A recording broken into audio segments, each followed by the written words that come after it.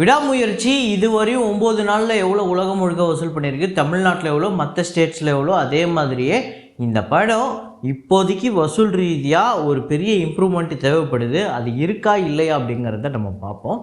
அப்புறம் நிறையா படங்கள், எக்கச்சக்கமான படங்கள் வந்திருக்கு. ஹிந்தியில் நிறையா படம், முக்கியமாக ஒரு படம் சாவா அப்படிங்கிற ஒரு படம் வேறு லெவல் கலெக்ஷன் டே 1. அதே மாதிரியே தமிழில் கிட்டத்தட்ட ஒரு 7-8 படங்கள் கிட்ட வந்திருக்கு. Otha Ottu Muthaiya, 2K love story, baby and baby அப்படின்னு நிறையா படங்கள் வந்திருக்கு. அது எல்லாத்தையுமே பார்க்க போகிறோம். அதே மாதிரியே தெலுங்கில் வந்திருக்கு, மலையாளத்தில் வந்திருக்கு. அதே மாதிரியே ஹாலிவுட்டில் கேப்டன் அமெரிக்கா வந்திருக்கு. அது இல்லாமல் ரீரிலீஸ் திரைப்படங்கள், எல்லா லாங்குவேஜ் திரைப்படத்தையும் பார்ப்போம். ஸோ வாங்க வீடியோக்குள்ளே போகலாம்.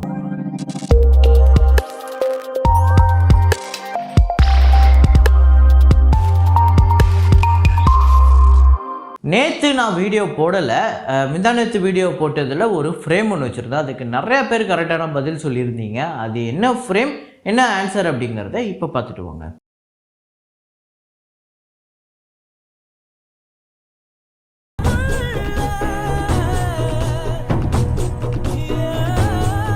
ஆமாங்க, கும்கி தான். கும்கி படத்தில் அந்த யானை மேலே அவர் ஏறி அந்த நம்ம லக்ஷ்மி மேனனையும் உட்கார வச்சு ஒரு போஸ் ஒன்று இருக்கும் ஒரு பாட்டில். அதை தான் நம்ம ஃப்ரேமாக வச்சுருந்தோம்.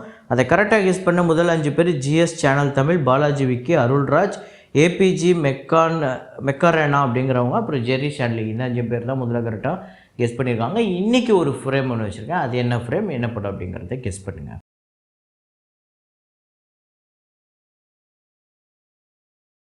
Captain America brave new world இந்த படத்தோட டே 1 கலெக்ஷன் இந்தியாவில் வந்து 4,85,00,000, உலகம் முழுக்க $12.1 மில்லியன் இந்த படம் வந்து டே 1 கலெக்ட் பண்ணியிருக்கு. 104 கோடி கிட்ட இந்த படம் வந்து நம்ம ஊர் காசு, அதாவது இந்தியா கரன்சி படி 104 கோடி இந்த படம் வந்து வசூல் பண்ணியிருக்கு. Budget $180 million. அப்புறம் நேசா 2 சைனீஸ் படம், அனிமேஷன் படம், வேறு லெவல் கலெக்ஷன். டே 17 சைனாவில் $67 மில்லியன், 580 கோடி கிட்ட இது இந்தியன் கரன்சிக்கு வருது. டோட்டலாக இந்த படம் வந்து 1.44 பில்லியன் வந்து கலெக்ட் பண்ணியிருக்கீங்க. வேறு லெவல் கலெக்ஷன். எனக்கு தெரிஞ்சு 2 பில்லியன்லாம் அசால்ட்டாக தொற்றுன்னு தான் நினைக்கிறேன். கிட்டத்தட்ட 12,500 கோடி கிட்டே இந்த படம் வந்து வசூல் பண்ணியிருக்கு.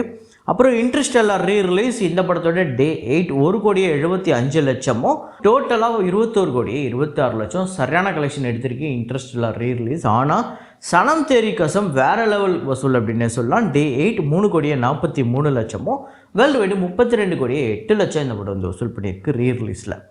அப்புறம் ஸ்கை ஃபோர்ஸ் திரைப்படத்தோட டே 22 இந்தியாவில் 30,00,000, வேர்ல்டு வைடு 33,00,000. ஸோ டோட்டலாக 131,45,00,000 இந்தியாவிலையும், வேர்ல்டு வைடு 146,19,00,000.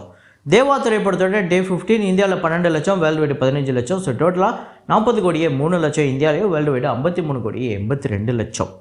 லவ் யாப்பா இந்த படத்தோட டே 8 இந்தியாவில் வந்து 19,00,000, வேர்ல்டு வைடு 22,00,000. ஸோ டோட்டலாக 7,36,00,000 இந்தியாவிலையும், வேர்ல்டு வைடு 7,77,00,000. பேடாஸ் ரவிக்குமார் டே 8 இந்தியாவில் 4,00,000, வேர்ல்டு வைடு 5,00,000, மொத்தமாக அப்படியே சரிஞ்சிருச்சு. டோட்டலாக 9,55,00,000 இந்தியாவிலையும், வேர்ல்டு வைடு 10,14,00,000. ஒரு மரண தோல்வி அப்படின்னு சொல்லலாம் இந்த படத்தை. அதுக்கடுத்ததான் சாவா. இந்த படத்துக்கு சரியான ஓப்பனிங் இருக்குங்க. டே 1 சரியான கலெக்ஷன் எடுத்திருக்கு. அதாவது விக்கி கௌஷல் வந்து சத்ரபதி மகாராஜாவாக நடிச்சிருக்காரு. ராஷ்மிகா மந்தானா ஒரு சரியான ரோலில் நடிச்சிருக்காங்க. அதே மாதிரியே அவுரங்கசீப்பா அக்ஷய் கண்ணா நடிச்சிருக்காரு. சரியான ரோல் அக்ஷய் கண்ணா அவர்களுக்கு. அதே மாதிரியே இந்த படத்துக்கு சரியான ஓப்பனிங். படம் பார்த்தவங்களும் நல்லா இருக்குது அப்படின்னு சொல்கிறாங்க. இந்தியாவில் வந்து 37,56,00,000, வேர்ல்டு வைடு 48,05,00,000. ஓவர்சீஸில் மட்டுமே 10 கோடிக்கு மேலே இந்த படம் வந்து வசூல் பண்ணியிருக்கு. 140 கோடி இந்த படத்தோட பட்ஜெட்டு. ஸோ ஒரு ஓப்பனிங், சரியான ஓப்பனிங் இருக்குது. ஓப்பனிங் வீக்கெண்ட்லேயே இந்த படம் ஒரு பெரிய கலெக்ஷன் எடுக்கும் அப்படின்னு சொல்லப்படுது. இன்றைக்குமே ஒரு நல்ல நம்பர், டீசெண்டான நம்பர் வரும் அப்படின்னு சொல்கிறாங்க. அப்புறம் மலையாளத்தில் 3 படம் வந்திருக்கு. ரொமான்ஸு, பனிக்கிளி, டவிட். ஸோ டேவிடான்னு தெரில. இந்த 3 படங்களுமே பார்ப்போம் வசூல். இதில் ரொமான்ஸ் டே 1 கேரளாவில் 85,00,000, வேர்ல்டு வைடு 1 கோடி, 4 கோடி இந்த படத்தோட பட்ஜெட்டு. அப்புறம் பனிக்கிளி அப்படிங்கிற படம் 74,00,000 கேரளாலையும், வேர்ல்டு வைடு 85,00,000, 5 கோடி இந்த படத்தோட பட்ஜெட்டு. அப்புறம் டவிட் அப்படிங்கிற இந்த படம் பாக்ஸிங் படம். டே 1 கேரளாவில் 1,04,00,000, வேர்ல்டு வைடு 1,25,00,000, 6 கோடி இந்த படத்தோட பட்ஜெட். பட்ஜெட்லாம் ஒரு அப்ராக்சிமேட்டான ஒரு பட்ஜெட் தான், ஒரு நம்பர் தான். மேபி இது ஃப்யூச்சரில் மாறலாம், சில லட்சங்கள் சில கோடிகள் மாறலாம். அப்புறம் சங்கராந்திக்கு வஸ்துனம் இந்த படத்தோட டே 32 ஆந்திரா தெலுங்கானாவில் 22,00,000, வேர்ல்டு வைடு 24,00,000.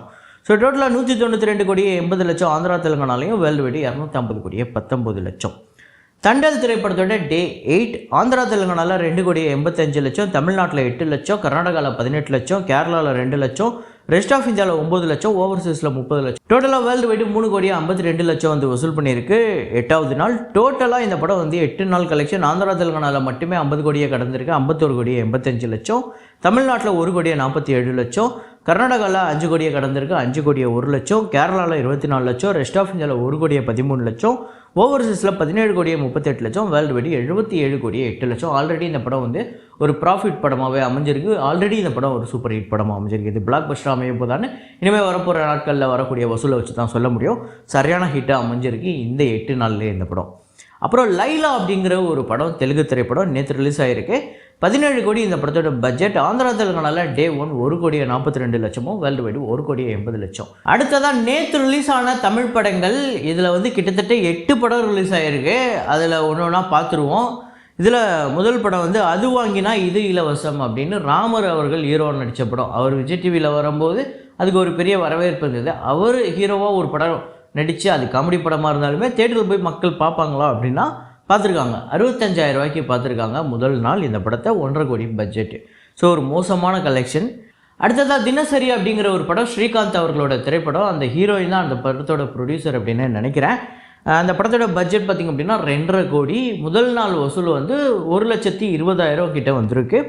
அப்புறம் கவுண்டமணி அவர்கள் ஹீரோவாக நடிக்கிறாரு அப்படிங்கும்போது ரொம்ப நாள் கழித்து இந்த வயசில் ஹீரோவாக நடிக்கிறாரு அப்படிங்கிற ஒரு ட்ரெய்லர் ரீசெண்டாக ஒத்த ஓட்டு முத்தையான்னு பார்க்கும்போது அது கீழே வந்த கமெண்ட்லாம், ஆஹா எங்கள் தலைவர் வந்துட்டார் நக்கல் மன்னன் அப்படின்னு சொல்லிட்டு, அவ்வளோதான் இந்த படத்தை நான் தேட்டரில் போய் தெரிக்க விட போகிறேன் அப்படின்லாம் கமெண்ட் போட்டிருந்தாங்க. அவ்வளோதான். இப்போ கண்டிப்பாக படம் வந்து ஒரு முதல் நாள் ஒரு 15 லட்சம் 20 லட்சம் வரும். நான் பெருசாலாம் கோடிக்கணக்கிலலாம் சொல்ல, ஓகே ஒரு 20 லட்சமாவது வரும். அந்தளவுக்கு ரசிகர்கள் இருக்காங்க, ஆர்வமாக இருக்காங்க அப்படின்னு பார்த்தா இந்த படம் மொத்தமே 1,40,000 தான் வந்து வசூல் பண்ணியிருக்கு முதல் நாள்.